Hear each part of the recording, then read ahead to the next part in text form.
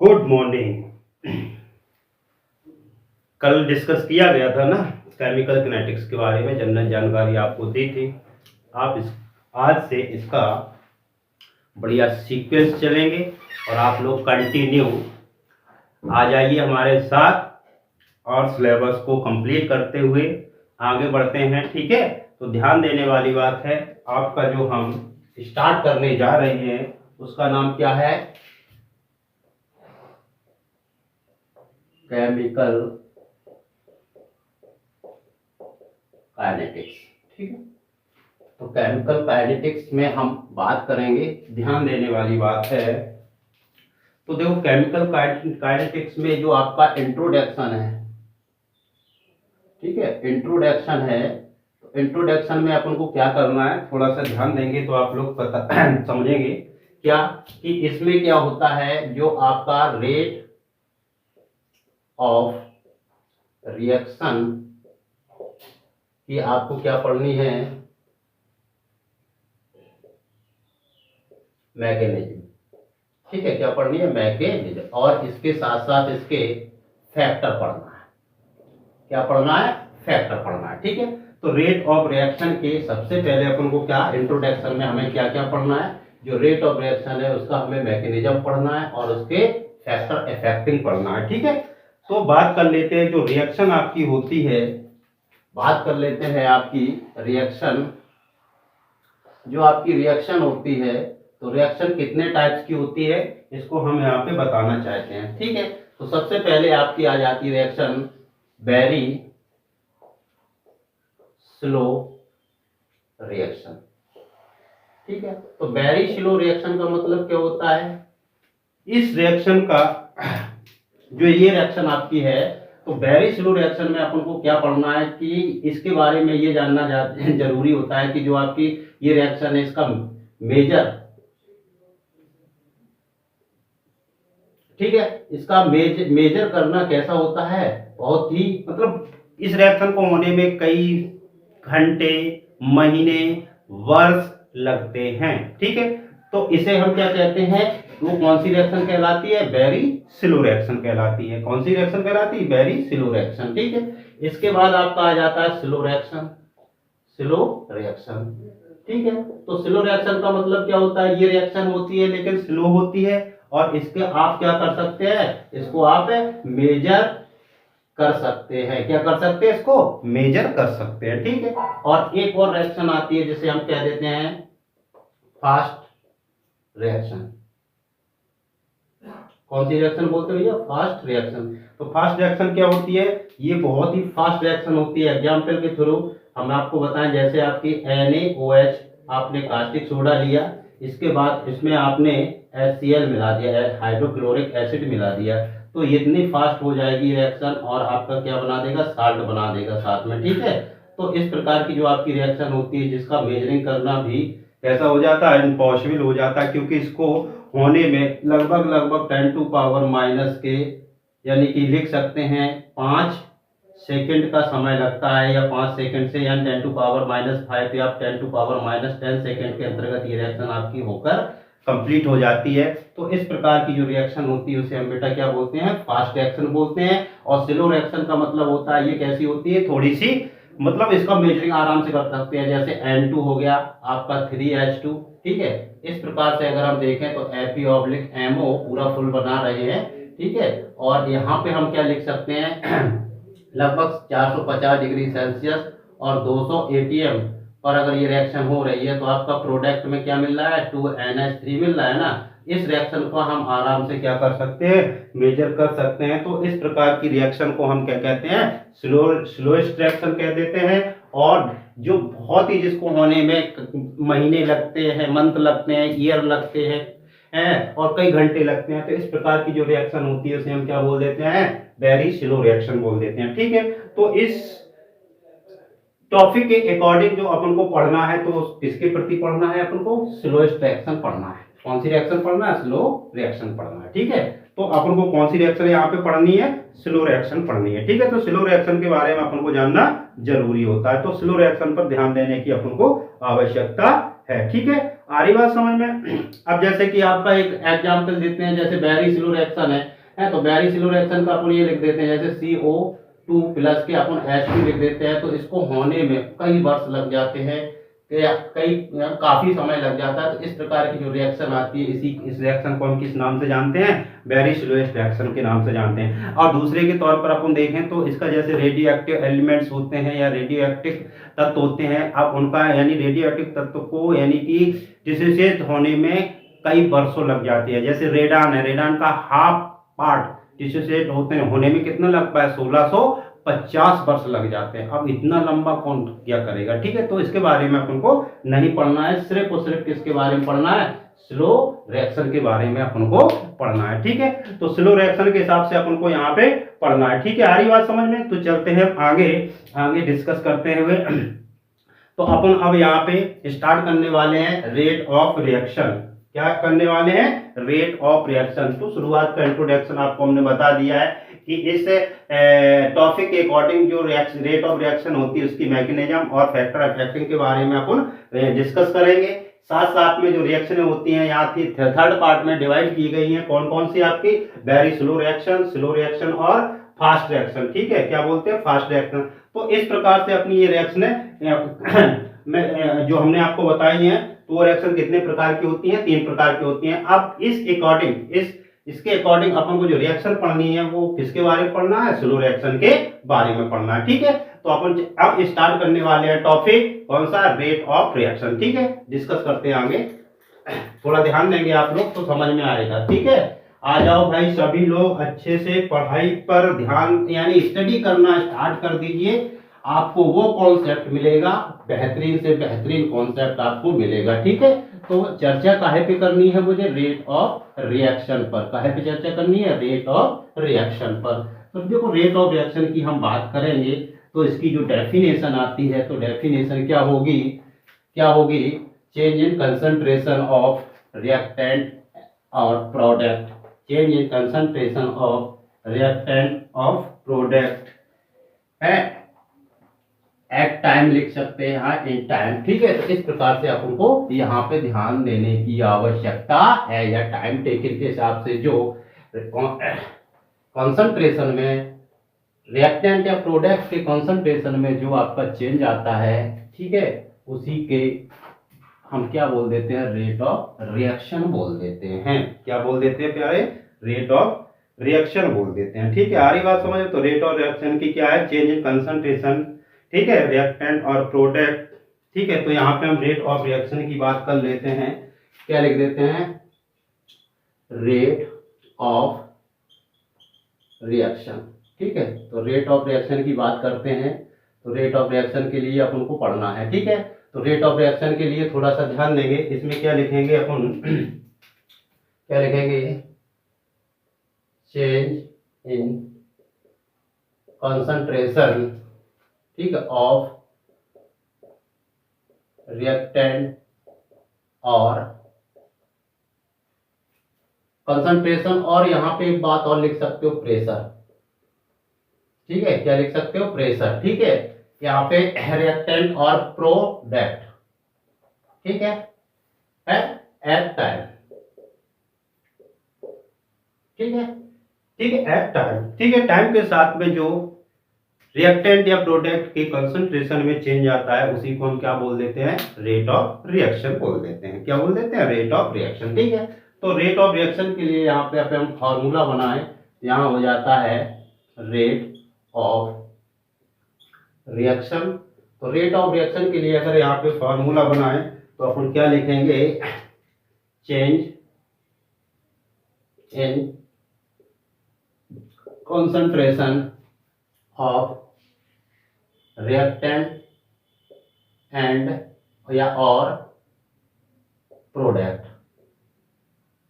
ठीक है, अपॉन क्या लिखेंगे, टाइम टेकन, क्या लिखेंगे, टाइम टेकन, ठीक है। इस प्रकार से अपन इसको लिख सकते हैं। तो रेट ऑफ रिएक्शन यानी कि R equal two plus minus लगा करके delta C upon delta T लिख सकते हैं, ठीक है। क्या लिख सकते हैं, R equal two plus minus delta C upon delta T लिख सकते हैं, ठीक है। तो अपन यहाँ पे फॉर्मूला बनाए जैसे रिएक्टेंट के लिए, ठीक है। तो रिएक्टेंट के लिए अगर आप आर ओ आर निकालना चाहते हैं, आर ओ आर, ठीक है, तो रिएक्टेंट के लिए अगर आप आर ओ आर निकालना चाहते हैं तो देखो कैसे निकालते हैं, ध्यान देने वाली बातें हैं।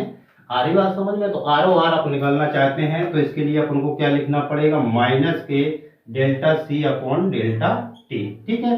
इसके बाद अब प्रोडक्ट की बात कर लेते हैं। यहाँ पे हम प्रोडक्ट के लिए अपन लिखेंगे, तो प्रोडक्ट के लिए लिखेंगे आर ओ आर बराबर क्या लिखेंगे भैया, थोड़ा ध्यान देंगे, प्लस के delta C upon delta t, ठीक है।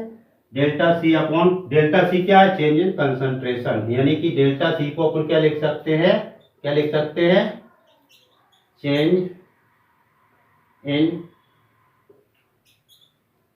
कंसंट्रेशन, ठीक है, किसका, रिएक्टेंट ऑफ, रिएक्टेंट और प्रोडक्ट,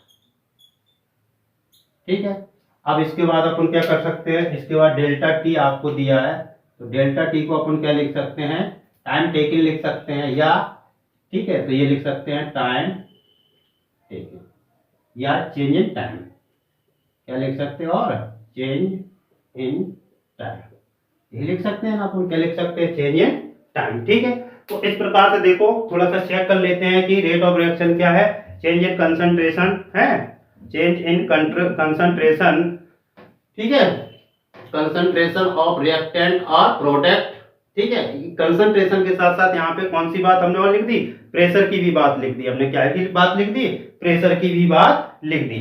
अब प्रेशर के लिए भी हम यहाँ पे फॉर्मूला अप्लाई करें तो प्रेशर के लिए फॉर्मूला हम कैसे लिखेंगे, इसके बारे में हम थोड़ा सा डिस्कस करते हुए चलेंगे, ठीक है। तो प्रेशर के लिए थोड़ा सा यहाँ चेक कर लेते हैं, प्रेशर की बात करते हैं। तो प्रेशर के लिए देखो अपन के पास, देखो गैस इक्वेशन के लिए हम थोड़ा सा ध्यान देते हैं। गैस इक्वेशन के लिए फॉर्मूला क्या होता है, पीवी बराबर एन आर टी, ये तो लिखते भैया है।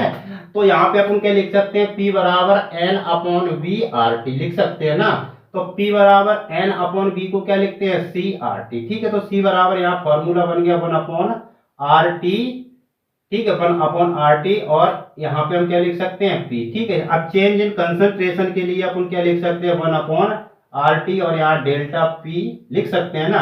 तो आर ओ आर के लिए अपन क्या लिख सकते हैं, देख रहे हैं ना, आर ओ आर के लिए अपन क्या लिख सकते हैं, तो आर ओ आर के लिए लिख सकते हैं 1 अपॉन आर टी, ठीक है। यहाँ पे delta P upon delta T, देखो यहाँ पे आर ओ आर लिखा क्या था अपन ने, क्या लिखा था, डेल्टा सी, तो डेल्टा पी आ गया अपॉन डेल्टा टी, यहाँ डेल्टा टी आ गया, ठीक है। और ये जो आपका कांस्टेंट में है, आर और टी कांस्टेंट में है।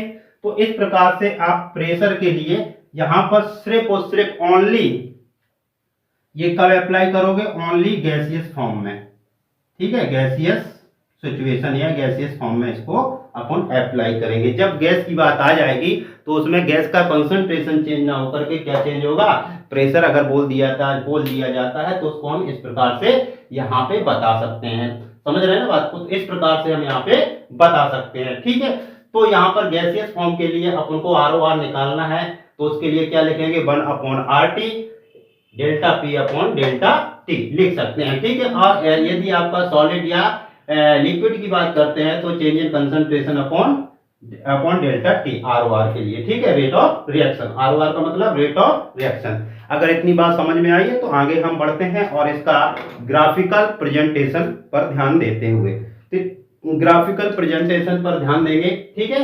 आप लोग वीडियो को पॉज करिए, पॉज करने के बाद इसको नोट बनाना प्रारंभ कर दीजिए क्योंकि आपका सीक्वेंस में ही चला जाएगा, ठीक है।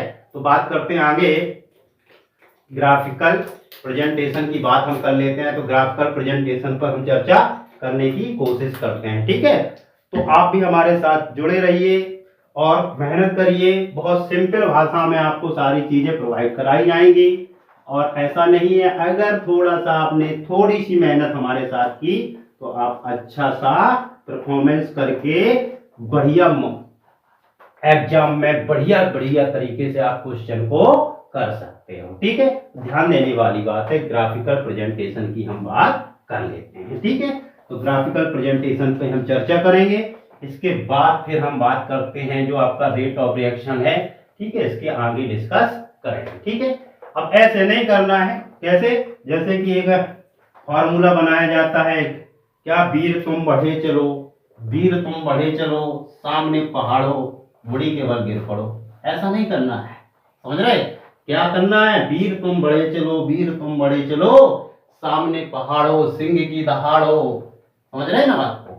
तो इस प्रकार से आपको आपको बनाना है, ठीक है। तो ग्राफिकल प्रेजेंटेशन की बात कर लेते हैं और उस पर डिस्कस करते हुए आगे बढ़ेंगे। कैसे, देखो इधर ग्राफिकल प्रेजेंटेशन, यानी कि हम लिख सकते हैं इसको ग्राफ, ठीक है। तो ग्राफ की बात कर लेते हैं। ग्राफ की बात कैसे करते हैं, ध्यान देने वाली बात है, ऐसे करके लिख देते हैं, एक एक का अलग बता देते हैं। ये आपका कॉन्सेंट्रेशन है और ये आपका टाइम है, ठीक है।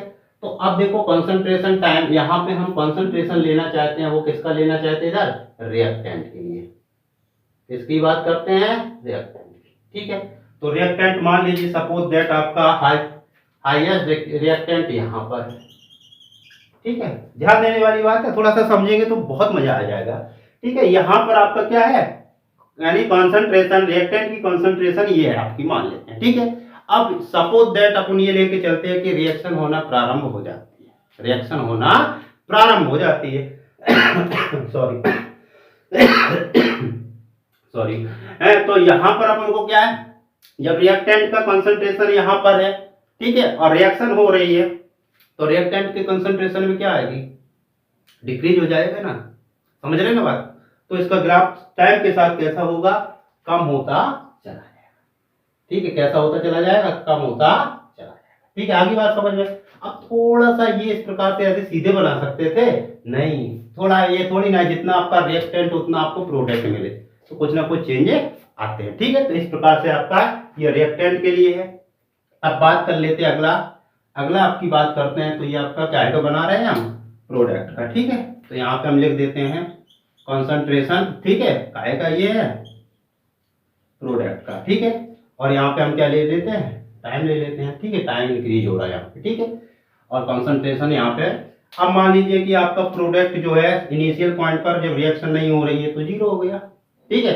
अब धीरे धीरे रिएक्शन होना प्रारंभ हो जाता है, तो दिमाग लगाने की बात है, जो आपका प्रोडक्ट है उसकी कंसंट्रेशन क्या होगी, बढ़ेगी ना, इंक्रीज होगी, तो उसकी कंसंट्रेशन धीरे धीरे कैसी होगी, इंक्रीज होगी। तो इस प्रकार से इसका ये ग्राफ बन के तैयार हो गया, ठीक है। इस प्रकार से हम यहाँ पे ग्राफ का प्रेजेंटेशन दिखा सकते हैं। बात समझ में आ रही। अब जैसे कि इन दोनों को एक साथ दिखाना है, एक ही ग्राफ में दिखाना है, एक ही ग्राफ में दिखा दीजिए ऐसे, ठीक है। अब बात कर लेते हैं, यहाँ पे आप लिख दो कॉन्सेंट्रेशन और यहाँ पे क्या लिख दो, टाइम, ठीक है। अब देखो यहाँ पे रिएक्टेंट मान लीजिए आपका ऊपर रखा हुआ है, ठीक है। तो रिएक्टेंट के लिए तो आपका ये ग्राफ बन जाएगा, ठीक है। प्रोडक्ट के मान लीजिए यहाँ पे है, तो इसका ग्राफ इस प्रकार से बन जाएगा। यहाँ पे आप लिख सकते हो ये रिएक्टेंट के लिए है, ठीक है, और ये आपका काहे के लिए है, प्रोडक्ट का है, काहे का है, प्रोडक्ट का है। तो इस प्रकार से आप ग्राफिकल प्रेजेंटेशन कर सकते हो। समझ में आ रही बात, क्या कर सकते हो, ग्राफिकल प्रेजेंटेशन आराम से आप कर सकते हो, ठीक है। अब बेटा बात कर लेते हैं, ठीक है, आगे चल करके हम थोड़ी सी चर्चा कर लेते हैं। अब बात कर लेते हैं एवरेज रेट ऑफ रिएक्शन, ठीक है। एवरेज रेट ऑफ रिएक्शन के लिए हम बात करते हैं, थोड़ा सा दिमाग लगाएंगे आप लोग भी, हम भी, तो देख लेते हैं क्या होता है, ठीक है। देखो यहाँ पे आगे चलते हुए, आगे बढ़ते हुए आपको ये सारी चीजें आपको हम बताने की कोशिश करेंगे, ठीक है। तो कल हमने आपको शुरुआत में सिर्फ इंट्रोडक्शन दिया था, क्या दिया था, इंट्रोडक्शन, ठीक है। तो ये बात समझ में आ रही कि नहीं आ रही, ये बताओ पहले हमें, ठीक है, आ रही बात समझ में। अब बात ये है कि एवरेज रिएक्शन का मतलब क्या होता है, ओवरऑल चेंज, ठीक है, समझ रहे हो बात को। एक सर्टेन टाइम पर जो कंसंट्रेशन या प्रोडक्ट में चेंज आता है, ठीक है, उसी के हम क्या कह देते हैं, क्या कह देते हैं, एवरेज रिएक्शन। क्या बोल देते हैं, एवरेज रिएक्शन, ठीक है। क्या बोल देते हैं, एवरेज रिएक्शन। ध्यान देने वाली बात यह है कि अपन इसको समझने की कोशिश करेंगे, ठीक है। अब बात कर लेते हैं आगे चल करके, जो आपकी रिएक्शन होती है, ठीक है। तो इस रिएक्शन के लिए हम बात करते हैं एवरेज रेट ऑफ रिएक्शन, ठीक है। एवरेज रेट ऑफ रिएक्शन की बात यहाँ पे कर लेते हैं। तो एवरेज रेट ऑफ रिएक्शन के लिए हम थोड़ा सा डिस्कस ये करेंगे, ठीक है। द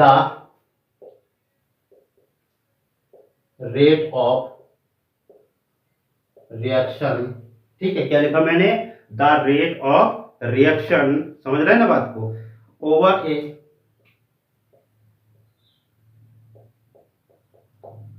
सर्टेन, ओवर ए, क्या बोला मैंने, सर्टेन, ठीक है, सर्टेन मेजरेबल, मेजरेबल, ठीक है, क्या बोला मैंने, measurable period of time, period of time, ठीक है, टाइम के साथ सर्टेन यानी कि मेजरेबल पीरियड ऑफ टाइम को ही हम क्या बोल देते हैं, समझ रहे, क्या बोल देते हैं, रेट ऑफ रिएक्शन, ठीक है, क्या बोल देते हैं, रेट ऑफ रिएक्शन, ठीक है। तो इसको हम क्या बोल देते हैं, एवरेज रेट ऑफ रिएक्शन, क्या बोल देते हैं, एवरेज रेट ऑफ रिएक्शन, ठीक है, ये बोल देते हैं हम, ठीक है। अब इसको थोड़ा सा एवरेज वाली बात आ गई, एवरेज की हम बात कर लेते हैं। जैसे कि मान लीजिए ये आपकी एक कोई रिएक्शन हो रही है ऐसे, ठीक है, ऐसे आपका बन रहा है बी, ठीक है। तो टाइम, इनिशियल टाइम t1 पर, t1 इक्वल टू 0, तो इसकी कंसंट्रेशन को हम कितना लेते हैं, ए नोट ले लेते हैं, कितना ले लेते हैं, ए नोट ले लेते हैं, ठीक है। आ रही बात समझ में, प्रोडक्ट आपका बन रहा नहीं बन रहा है। और t2 मान लीजिए t टाइम पर इसकी जो कंसंट्रेशन में चेंज आ रहा है वो कितना आ रहा है, 80 आ रहा है, कितना आ रहा है, 80। अब रिएक्टेंट के लिए अपन लिखेंगे, क्या लिखेंगे, एवरेज ROR, एवरेज ROR। तो एवरेज ROR को अपन क्या लिखेंगे, देखो, क्योंकि फाइनल 80, ठीक है, minus initial A not upon इसमें जो टाइम लगा है change in time T, delta T लिख सकते हैं। तो ये आपका एवरेज रिएक्शन आ गया, क्या आ गया, एवरेज रिएक्शन, ठीक है। आ रही बात समझ में।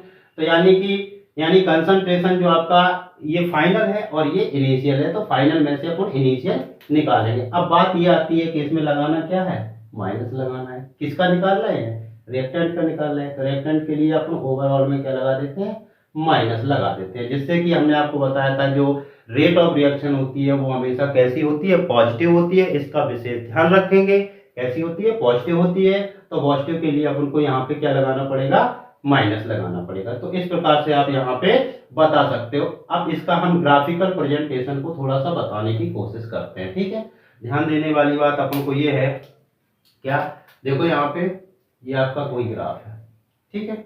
अब ध्यान देने की बात ये है कि यहाँ पे आपका क्या है, रिएक्टेंट का है यानी कंसंट्रेशन है, इसको हम इस प्रकार से बना लेते हैं, ठीक है। अब सपोज दैट अपन चर्चा ये करते हैं कि मान लीजिए यहाँ पर आपका t1 टाइम है, t1 टाइम पर इसकी जो कंसंट्रेशन है वो आपकी कितनी है, यहाँ पे मान लीजिए आपका ए नॉट, ठीक है, क्या है, ए नॉट, ठीक है। अब t2 टाइम की बात कर लेते हैं, मान लीजिए यहाँ पे आपका टाइम t2 है, ठीक है। तो t2 टाइम के लिए अपन बात करेंगे यहाँ पे थोड़ा सा।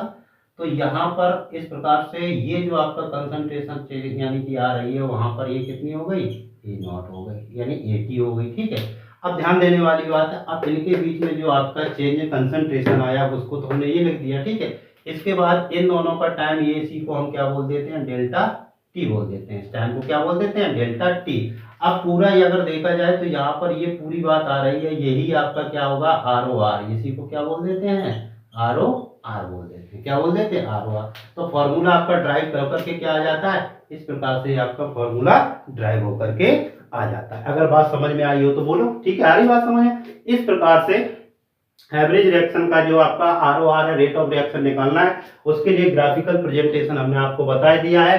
तो रेट ऑफ रिएक्शन हमने आपका ओवरऑल सर्टेन मेजरेबल, ठीक है, एंड पीरियड ऑफ टाइम, ठीक है, during to average rate of reaction बोल सकते हैं, ठीक है। तो यहाँ पर हमने आपको बताया कि ये रिएक्टेंट है, ये क्या है आपका, इसको क्या बोलते हैं, रिएक्टेंट, और इसको क्या बोल देते हैं अपन, प्रोडक्ट, क्या बोल देते हैं, प्रोडक्ट बोल देते हैं, ठीक है।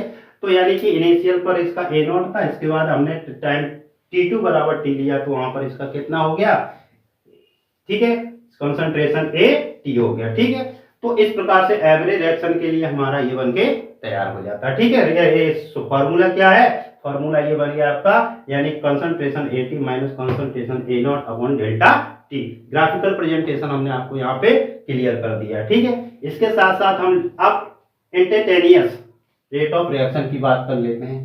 किसकी, देखो यहाँ पे हम आगे चलते हैं, इंस्टेंटेनियस रेट ऑफ रिएक्शन। ठीक है, तो इंस्टेंटेनियस रेट ऑफ रिएक्शन की बात करेंगे, थोड़ा सा ध्यान देंगे आप लोग। इंस्टेंटेनियस रेट ऑफ रिएक्शन की बात करते हैं। ठीक है, तो अब इंस्टेंटेनियस का मतलब क्या है, समझो बात को। हमने आपको कल थोड़ा सा बताने की कोशिश की थी। इंस्टेंटेनियस का मतलब क्या होता है, यानी एक एक्चुअल टाइम पर, ठीक है, जो रिएक्टेंट या प्रोडक्ट के कंसंट्रेशन पर क्या आ जाता है, चेंज आता है, उसी को हम क्या बोल देते हैं, बताओ भाई क्या बोल देते हो, रेट, यानी इंस्टेंटेनियस रेट ऑफ रिएक्शन। क्या बोल देते हैं, इंस्टेंटेनियस रेट ऑफ रिएक्शन। ठीक है, तो एक एक्चुअल टाइम, फिक्स टाइम पर, ठीक है, क्या आ जाती है, यानी कि रिएक्शन में जो आपका चेंज आ जाता है, उसी को हम क्या बोल देते हैं, इंस्टेंटेनियस रेट ऑफ रिएक्शन। ध्यान देने वाली बात है, समझने की कोशिश आप करेंगे तो आपको समझ में आ जाएगा। ठीक है, ठीक है, तो इंस्टेंटेनियस,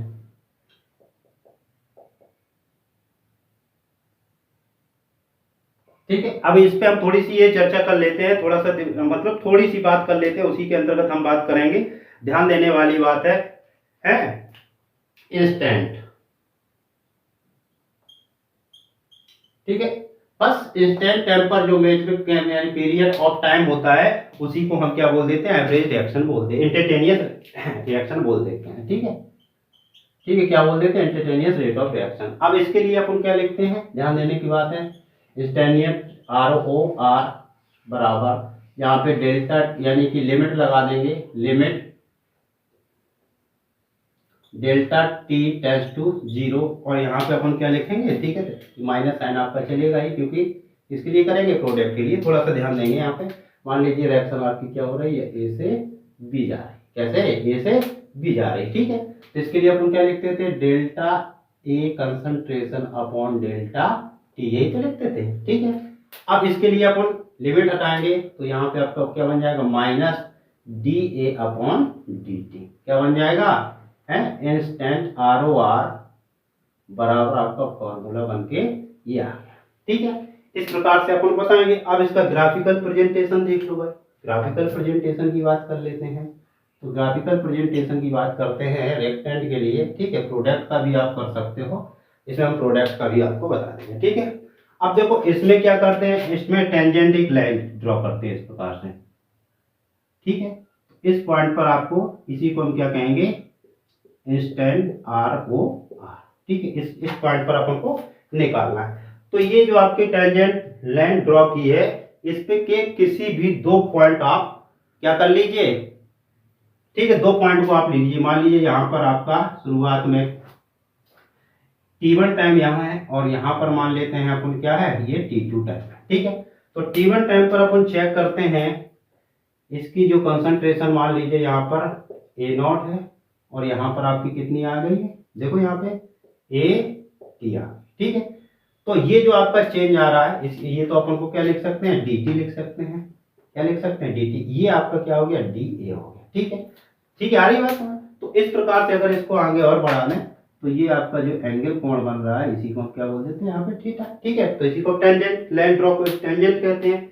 तो इस प्रकार से अगर यहाँ पे चेक करें, तो यहाँ पर इंस्टेंटेंट ROR बराबर क्या लिख सकते हैं, माइनस के DA अपॉन DT। ठीक है, टेन थीटा बराबर भी आप यहाँ पे दिखा सकते हो, क्या दिखा सकते हो, देखो यहाँ पे टेन थीटा बराबर भी आप लिख सकते हो बाई 2 माइनस बाई 1 बटे x2 माइनस x1 के आधार पर भी यहाँ पे निकाल सकते हो। कैसे, देखो यहाँ पे ये आपका बाई एक्सेस है, और ये आपका x एक्सेस है, तो यहाँ पर इंस्टेंटेनियस ROR को भी लिख सकते हो, ROR को क्या लिख सकते हो, देखो, यानी कि आपका क्या हो गया, concentration AT minus concentration A0 upon T2 minus T1, ऐसा ही तो लिख सकते हैं, माइनस साइन आपका चलेगा क्योंकि रिएक्टेंट के लिए बात कर रहे हैं। ठीक है, तो इस प्रकार से अपन ओवरऑल इसको कैसे लिख सकते हैं, DA अपॉन DT, क्योंकि छोटे से टाइम पर जो रिएक्टेंट के कंसंट्रेशन में चेंज आता है उसी को हम क्या बोल देते हैं, इंस्टेंटेनियस रेट ऑफ रिएक्शन बोल देते हैं। ठीक है, तो इस प्रकार से आपको टेंजेंट लाइन ड्रॉ करना है। ये जो हमने पूरा बताया है ये किसके लिए है, रिएक्टेंट के लिए। किसके लिए, रिएक्टेंट के लिए। अब थोड़ी सी बात अपन प्रोडक्ट की कर लेते हैं। तो प्रोडक्ट की बात देख लो भाई कैसे करते हैं। ये आपका इस प्रकार से प्रोडक्ट तो यहाँ से स्टार्ट होता है ना बनना, तो इसको हम ऐसे खींच सकते हैं। ठीक है, ऐसे तो खींच सकते हैं। अब इससे रिलेटिव आप एक टेंजेंट लाइन ड्रॉ कर दीजिए। क्या कर दीजिए, टेंजेंट लाइन ड्रॉ कर दीजिए। अब इस पॉइंट, पर्टिकुलर पॉइंट पर आपको क्या निकालना है, क्या निकालना है, इंस्टेंट आर ऊपर लिख देते हैं इसको। ठीक, इसको क्या लिखते हैं, इस आर वो आर आपको यहाँ पे फाइंड आउट करना है। ठीक है, तो इसके भी हम 2 पॉइंट को ही ले लेते हैं। एक पॉइंट आपका ये हो गया। ठीक है, तो यहाँ पर आपकी T1 टाइम हो गया और एक पॉइंट ये ले लिया, यहाँ पे आपका T2 टाइम हो गया। ठीक है, इसको और आगे बढ़ा दीजिए। ठीक है, जब आगे बढ़ा देते हैं तो इसके एंगल कोण कितना बन जाता है, थीटा बन जाता है। तो यहाँ पे अपन देखो टेंजेंट अगर निकालना चाहते हैं तो इसको ऐसे करके ये मिला देते हैं और इसको इस प्रकार से यहाँ पे मिला देते हैं। ठीक है, अब देखो यहाँ पर अपन को ये क्या मिल गया, आपको कॉन्सेंट्रेशन ए नॉट आ गया और यहाँ पे कॉन्सेंट्रेशन ए टी आ गया। ठीक है, तो यहाँ पे देखो टी बढ़ रहा है, ए नॉट कम हो रहा है, और यहाँ पर क्या था, ए नॉट ऊपर दिया है और ए नॉट आपका कम हो रहा है। ठीक है, आ रही बात समझ, और यहाँ पे ए नॉट जो है वो बढ़ रहा है, यानी कि इनिशियल पोजीशन इसकी बढ़ रही है, यहाँ पे इनिशियल पोजीशन धीरे धीरे कम हो रही है। ठीक है, तो दोनों का यहाँ पे देखो ग्राफिकल प्रेजेंटेशन आपको हमने दिखा दिया। अब जैसे इसका हम आर ओ आर निकालते हैं, तो आर ओ आर निकालने के लिए क्या लिख सकते हैं, एक तो आपको लिख सकते हैं D A upon D T direct. ठीक, अगर इसको ऐसे नहीं लिखना है तो आप क्या लिख सकते हैं, कंसंट्रेशन ए टी माइनस के concentration A not upon T2 minus के T1। ये क्या है आपका dt लिख देते हैं, इसको क्या लिख देते हैं, dt। ठीक है, इसको इससे मिलाया, इसको मिलाया, इसको थोड़ा सा आगे बढ़ा सकते हैं ऐसे। ठीक है, तो यहाँ पर जो आपका यानी कि चेंज आ रहा है इसी को हम क्या बोलेंगे, आर ओ आर। ठीक है, तो यहाँ पर अपन को क्या है, T2 माइनस T1। अब इसको अपन फर्दर आगे चल करके कैसे लिख सकते हैं, इसको ऐसे तो लिख सकते हैं, देखो यहाँ पे D A upon D T लिख सकते हैं ना, क्या अपन लिख सकते हैं, D A upon D T लिख सकते हैं ना। ठीक है, अब यहाँ पे देखो हमने माइनस साइन नहीं लगाया, क्यों नहीं लगाया, क्योंकि देखो इनिशियल जो कंसंट्रेशन है वो धीरे धीरे क्या हो रही है, बढ़ रही है ना। ठीक है, तो यानी कि प्रारंभ में इसकी कंसंट्रेशन ये थी प्रोडक्ट के लिए, तो ये काहे के लिए ग्राफ बना दिया हमने, प्रोडक्ट का, काहे का ग्राफ बना दिया, प्रोडक्ट का। ठीक है, बात समझ, काहे का ग्राफ बना दिया, ये प्रोडक्ट का आपका ग्राफ बन गया। ठीक है, तो इस प्रकार से ग्राफिकल प्रेजेंटेशन आप लिख सकते हो। ठीक है, फॉर्मूला आप अप्लाई कर सकते हो, क्या कर सकते हो, देखो टेन थीटा टेंजेंट आपको निकालना है, तो बाई 2 माइनस बाई 1 बटे x2 माइनस x1। अब बाई 2 इसमें क्या दिया है, देखो यहाँ पे ए टी माइनस के ए नॉट अपॉन T2 माइनस के T1 लिख सकते हो। ठीक है, तो यही आपका आर ओ आर है, यही आपका क्या है, यानी कि इंस्टेंट आर ओ आर है, और यही आपका क्या कहलाता है, टेंजेंट कहलाता है। ठीक है, तो इस प्रकार से ग्राफिकल प्रेजेंटेशन कर सकते हो। अब एक छोटी सी बात, हमने जो आपका एवरेज रिएक्शन के लिए बताया था, तो उसका हमने प्रोडक्ट का ग्राफ नहीं बनाया था, तो यहाँ पे थोड़ा सा दिमाग लगा लेंगे तो प्रोडक्ट का उसका भी देख लेते हैं। ठीक है, तो प्रोडक्ट का ये बन रहा है। अब मान लीजिए कि आपको टाइम T1 पर ये हो गया और टाइम T2 पर आपका ये हो गया। ठीक है, तो यहाँ पर जो रिएक्टेंट आपका शुरुआत में है, यहाँ पे आपको ये लिख सकते हैं ए नॉट, इसके बाद फिर देखो रिएक्टेंट आपका यहाँ पे हम, ठीक है, ये लिख सकते हैं, सॉरी प्रोडक्ट के लिए यहाँ पे क्या लिख सकते हैं, ए टी लिख सकते हैं। ठीक है, अब देखो यहाँ पे बात करते हैं, इन दोनों को ऐसे मिला देते हैं। ठीक है, इस प्रकार से। ठीक है, अब ये जो आपका कहलाता है, इसी को हम क्या बोल देते हैं, डेल्टा टी। अब कॉन्सेंट्रेशन में जो आपका ये परिवर्तन आ रहा है, इसी को क्या बोलते हैं, डेल्टा ए। क्या बोल देते हैं, डेल्टा ए कंसंट्रेशन में। ठीक है, तो यहाँ पर आर ओ आर एवरेज के लिए, ठीक है, एवरेज के लिए आर ओ आर बराबर क्या लिख सकते हैं, डेल्टा कंसंट्रेशन ए अपॉन डेल्टा टी, यही तो लिख सकते हैं कंसंट्रेशन के लिए। ठीक है, तो इस प्रकार से अपन इसको बता सकते हैं। कोई दिक्कत समझ में आ रही बात की नहीं आ रही, तो इस प्रकार से हमने आपको इंस्टेंटेनियस रिएक्शन और एवरेज रिएक्शन के बारे में बताने की कोशिश की। ठीक है, अगर आई होप आप लोगों को अच्छे से समझ में आया होगा। ठीक है, तो इसका ग्राफिकल प्रेजेंटेशन हमने आपको बता दिया। ठीक है, नेक्स्ट आप आगे बढ़ना चाहते हैं तो आगे हम कहाँ चलते हैं, ध्यान देने के बाद देखो आप लोग वीडियो को पुश करके इसको नोट डाउन कर लीजिए, ठीक है। आगे चलते हैं, आगे हम बात करते हैं स्टोमेट्री कोफिशिएंट्स पर हम चर्चा कर लेते हैं, ठीक है। तो उस पर हम डिस्कस करेंगे, ठीक है। तो अगला जो अपन का है उस पर हम बात करने की कोशिश करते हुए आगे बढ़ेंगे। ध्यान देने वाली बात यह है कि अपन को आना चाहिए, ठीक है। आएगा क्यों नहीं, जब आप पढ़ोगे तो बिल्कुल आएगा, समझ रहे, बिल्कुल आएगा। वो कहानी नहीं दोहरानी, वीर तुम बढ़े चलो, वीर तुम बढ़े चलो, हैं सामने पहाड़ों मुड़ी के बल गिर पड़ो, ऐसा नहीं करना है, ठीक है। आ रही बात समझ, आपको सिर्फ कॉन्सेप्ट पकड़ना है और कॉन्सेप्ट पकड़ करके सारी चीजें आपको आनी चाहिए। देखो कितनी, मतलब ये नहीं है कि हम आपको बहुत ज्यादा वैसा कर रहे हो कि आपको समझ में नहीं आ रहा हो, बिल्कुल सिंपल भाषा में हर चीज बताने की कोशिश कर रहे हैं, ठीक है। आपको इतना वर्जन इसमें से नहीं डाल रहे हैं, ना ऐसे वर्ड का यूज कर रहे हैं जिससे आपको कोई परेशानी आए, ठीक है। तो परेशानियों को सॉल्व करने के लिए ही हम आए हुए हैं। बस आप पढ़ते रहिए, जो चीज़ समझ में, बोल ही नहीं सकते हो कि नहीं आई, समझ रहे हैं ना बात को, तो आप बोल ही नहीं सकते हो कि मुझे समझ में नहीं आई, ठीक है। तो अपन बात यहाँ पे अपन करने वाली जो बात है वो इम्पोर्टेंट बात क्या है, rate of reaction in the form of, ठीक है, rate of reaction in the form of stoichiometry of a chemical reaction, ठीक है। तो यहाँ पे अपन हेडिंग लगाते हैं, अगली हेडिंग क्या लगाते हैं, देखो यहाँ पे रेट ऑफ रिएक्शन, ठीक है। क्या बोला मैंने, rate of reaction in the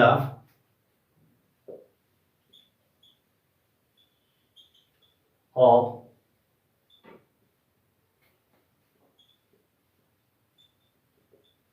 stoichiometry, ठीक है, ऑफ ए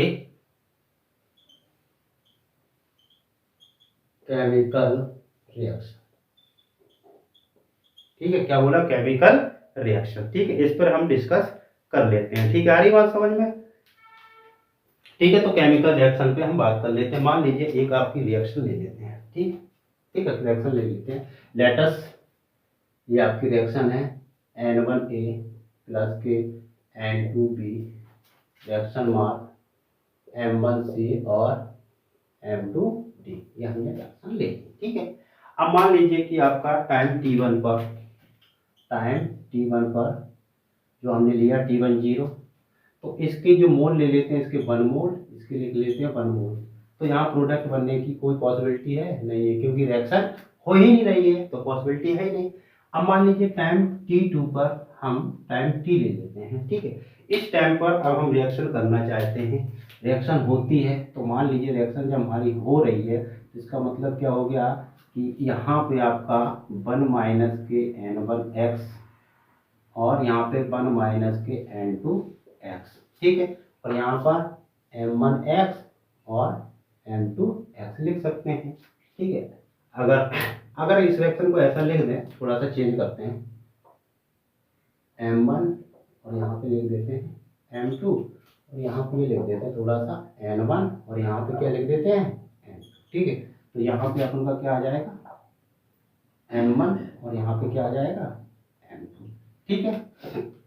अब टाइम T पर आपका ये रिएक्शन हो रही है, ठीक है। अब देखो ये तो आपका रिएक्शन हो रही है, इसी को हम क्या बोल देते हैं भैया, रिएक्टेंट, ठीक है, रिएक्टेंट बोल देते हैं। और इसको क्या बोल देते हैं भैया, ये चीज क्या है, प्रोडक्ट है, क्या है, प्रोडक्ट है। अब समझने वाली बात अपन को ये है कि इसका क्या हो रहा है, ये इसका क्या हो रहा है, डिसएप्रियंस हो रहा है, और वो क्या हो रहा है, एप्रियंस कर रहे हैं, ठीक है। आ रही बात समझ में, क्योंकि ये रिएक्शन कैसी हो रही है, डिसोसिएट हो रही है, और वो रिएक्शन आपकी प्रोडक्ट आपका वहां पे यानी कंसंट्रेशन बढ़ रही है, ठीक है, यहाँ पे कम हो रही है। इस चीज को ध्यान में रखते हुए अपन बात कर लेते हैं, ठीक है।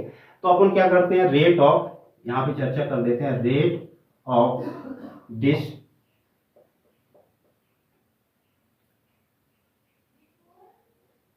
एप्रियंस ऑफ ए, ठीक है, ऑफ ए की बात कर लेते हैं।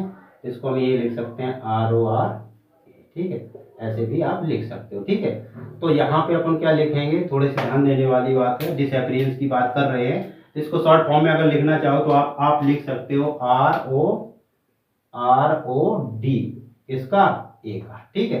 तो इसको हम कैसे लिखेंगे, ध्यान देने वाली बात यह है, माइनस फॉर्म लगा देंगे। यहाँ पे क्या लिखेंगे, सबसे पहले फाइनल, फाइनल आपका क्या बना, 1 माइनस के m1x, ठीक है, माइनस फिर क्या लिखते हैं, इनिशियल यानी कि 1 upon change in time t, ठीक है। अब पूरा जिसके अंदर ये रिएक्शन करा रहे हैं वो रिएक्शन का जो मतलब एक कंटेनर में ये रिएक्शन करा रहे हैं, तो उसका जो वॉल्यूम है वो कैसा है, फिक्स वॉल्यूम है ना, तो इसका वॉल्यूम हम कितना मान लेते हैं, फिक्स मान लेते हैं v, ठीक है। अगर इसको हम फर्दर सॉल्व करते हैं तो 1 से 1 आपका कैंसिल हो जाएगा, तो माइनस माइनस क्या होता है, पहले एक बार लिख लेते हैं, माइनस के m1x बटे यानी कि t इंटू वी, ये लिख सकते हैं। माइनस माइनस क्या हो जाएगा, प्लस, तो यहाँ पे क्या हो जाएगा m1x upon T into we, ठीक है।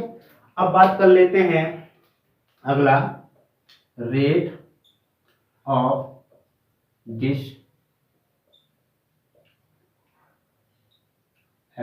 ऑफ बी, इसको क्या लिखेंगे भैया शॉर्ट फॉर्म में, बताओ क्या लिखेंगे इसको, ROD, भी लिख सकते हैं ना।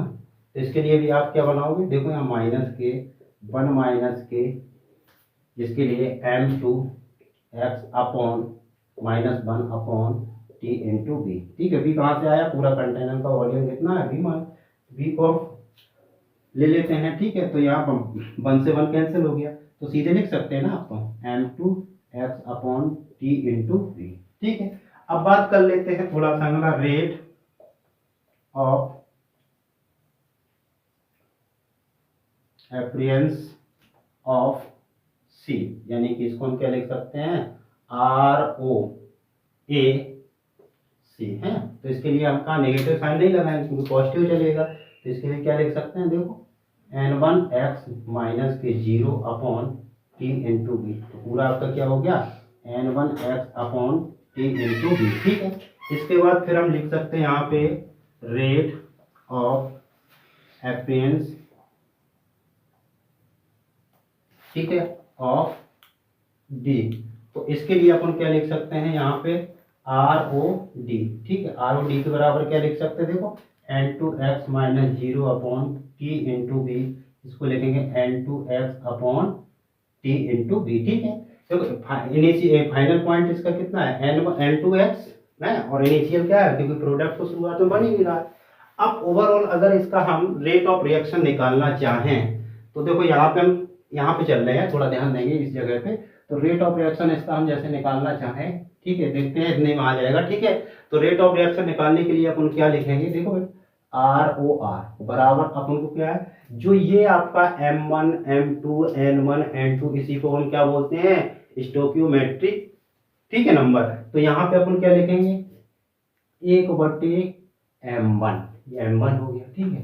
अब इसका कितना निकला था, इसका देखो, इसका जो हमारा टोटल कितना निकला था, m1x upon T into B, तो m, या इसको ऐसे लिखो, सॉरी इसको ऐसे लिख दो, देखो सुनो, ROR बराबर अपन क्या लिखेंगे, delta concentration A upon delta t, ठीक है, माइनस लगा दो यहाँ पे। इसके लिए क्या लिखेंगे, डेल्टा कंसंट्रेशन, ध्यान देने वाली बात है, माइनस के 1/, ये m1 हो गया, और यहाँ पे क्या लिखेंगे, 1/m2 माइनस में, देखो गौर से देखना, यहाँ पे concentration B upon delta T, यहाँ पे अब 1/n1 concentration C upon delta T, और इसका क्या लिखेंगे, 1/n2 concentration D upon delta t, ठीक, उठा करके इनकी हम वैल्यू को लिख देते हैं। तो यहाँ पे अपन को क्या आ जाता है, ROR बराबर 1/m1, इसका कितना आया था आपका, देखो कंसंट्रेशन की बात कर लेते हैं, तो पूरा अपन ने फाइंड आउट किया था ना,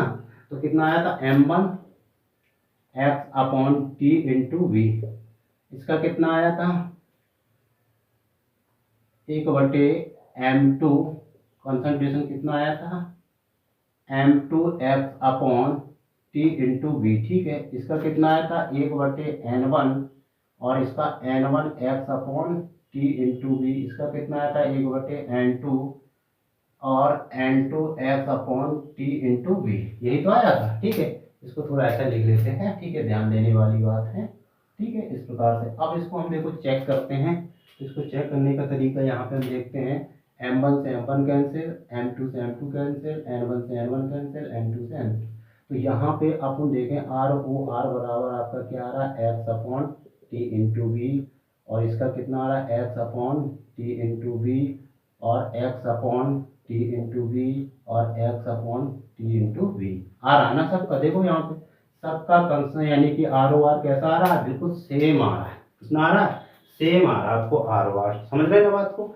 तो इस प्रकार से अगर देखा जाए कोई भी, मतलब कहने का हमारा तात्पर्य क्या है, कोई भी आपकी रिएक्शन है, स्लो रिएक्शन है, अगर उसका आपको आर ओ आर निकालना है, अब अगर रिएक्टेंट ए की बात करें या रिएक्टेंट बी की बात करें या प्रोडक्ट सी की बात करें या प्रोडक्ट डी की बात करें, अगर आपसे पूछ दिया जाए इसमें से आर ओ आर किसका कितना क्या है, तो सबका आर ओ आर कैसा होगा, सेम होगा। रेट ऑफ रिएक्शन सबकी कैसी होगी, सेम होगी। समझ रहे हैं ना बात को।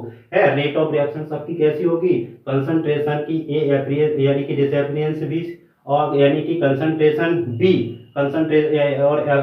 रिएक्टेंट बी और प्रोडक्ट सी और प्रोडक्ट डी की अगर आपसे रेट ऑफ रिएक्शन पूछ देता है तो सबकी रेट ऑफ रिएक्शन कैसी होगी, सेम होगी, कोई चेंज नहीं आएगा। ठीक है। तो इस प्रकार से आपका स्टोइकोमेट्रिक कोएफिशिएंट्स जो हमने यहाँ पे आपको बताने की कोशिश की है, तो उसका हम ये जो आपका डेरिवेशन हमने करके दिखाया है, इसी के अंतर्गत आप बहुत सारे क्वेश्चनों को यानी कि आराम से बता सकते हो। ठीक है, आ रही बात समझ में। अब थोड़ी सी चर्चा कर लेते हैं किसी एक को उठा करके, क्योंकि हमें इसका आर ओ आर की यूनिट निकालनी है। ठीक है, तो यहाँ पे देखो यूनिट अगर दिख रहा है तो यहाँ पे हम यूनिट निकालने की कोशिश करते हैं, या इधर देख लेते हैं। ठीक है, unit of R O R, rate of reaction की आपको यूनिट निकालना है। तो देखो आर ओ आर बराबर अपन ने फॉर्मूला क्या बनाया, X upon B into T, यही तो लिखा।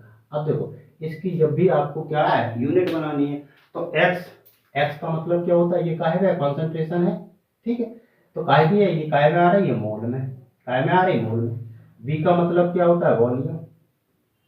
ठीक है, टी का मतलब क्या होता है यहाँ पे, टाइम। क्या आता है, टाइम। अब यहाँ पे देखो यूनिट बन के क्या आ गई, क्या आ गई, देखो मोल, ठीक है, पर लीटर पर टाइम, या सेकेंड भी लिख सकते हो। ठीक है, टाइम को हम क्या लिख देते हैं, सेकेंड। तो मोल पर लीटर पर सेकेंड। अब इसको लिखेंगे कैसे, देखो M L inverse S inverse, ये इसकी क्या है, यूनिट है। इसको ध्यान में रखते हुए आपको ये पूरे के पूरा कंप्लीट करना है। ठीक है, आ रही बात समझ में, क्योंकि यूनिट भी हमने आपको बता दी। अगर आपका स्टोइकोमेट्रिक कोएफिशिएंट्स नंबर आपको दे दिया जाता है तो उसके अंतर्गत हमें क्या निकालना है, क्या निकालना है कि हमें आर ओ आर निकालना है। तो अपन को ज़्यादा दिमाग लगाने की ज़रूरत नहीं है, आपको एक्स फाइंड आउट करना है, फिर इसके बाद वॉल्यूम और टाइम आपको दे दिया जाएगा, उसके अंतर्गत आप आराम से निकाल सकते हैं। ठीक है, तो यहाँ पर देखो एक्स एक्स एक्स एक्स सब में दिया है। ठीक है, तो इसका ध्यान देने की ज़रूरत है। सॉरी, यहाँ पे अपन को N1 लिखना था और यहाँ पर अपन को N2 लिखना था। ठीक है, थोड़ा लास्ट में हमने बताया, ध्यान देना है यहाँ पे।